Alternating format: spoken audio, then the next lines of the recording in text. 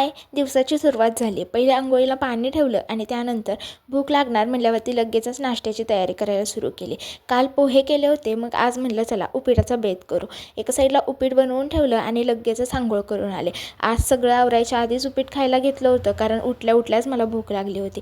थंडीचे दिवस सुरू झाले, त्यामुळे सकाळी उठलं की नाश्ता लवकर करायचा असतो, कारण खूप भूक लागलेली असते. त्यानंतर पटापट कॉलेजला जाण्यासाठी आवरून घेतलं, कोट वगैरे घातला, बॅग वगैरे चेक केली आणि आज काही मला सचिन सोडायला येणार नव्हते, त्यामुळे माझं मलाच जायचं होतं. त्यामुळे ती एक वेगळीच गडबड होती. आवरून झाल्यावरती पटकन घराबाहेर पडले आणि त्यानंतर कॉलेजमध्ये जाण्याआधी मला थोड्याफार प्रिंट्स काढायच्या होत्या, त्या काढून घेतल्या आणि मग कॉलेजमध्ये गेले.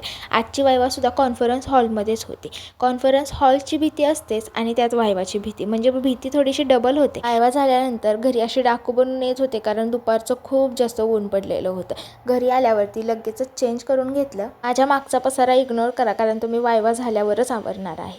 सचिनने मस्त वरण भात करून ठेवलं होतं, ते जेवण करून घेतलं आणि त्यानंतर मी अजिबात बसले नाही. म्हटलं चला वेळ आहे तर लगेचच कपडे धुवून घ्यावे. कपडे धुवून झाल्यानंतर मी झोपून गेले होते आणि संध्याकाळी उठेपर्यंत ना माझं डोकं आणि नाक खूप जास्त दुखत होतं. तुम्हाला आठवत असेल, दसऱ्याच्या टायमिंगला मी नाक टोचलं होतं आणि ती नथनी नाकामध्ये अटकून बसली आहे आणि त्याची एवढी मोठी ट्रॅजेडी झाली की सोनारीने डायरेक्ट आम्हाला दवाखान्यामध्ये जाण्याचं सजेशन दिलं.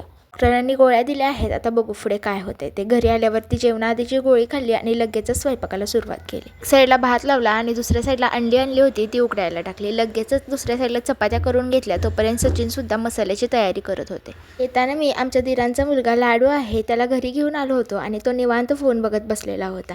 आमचा स्वयंपाक वगैरे झाल्यावर आम्ही जेवण करून घेतलं. त्यानंतर त्याला घरी सोडताना मी सचिनचं जर्किंग घातलं होतं की थंडी नको लागायला.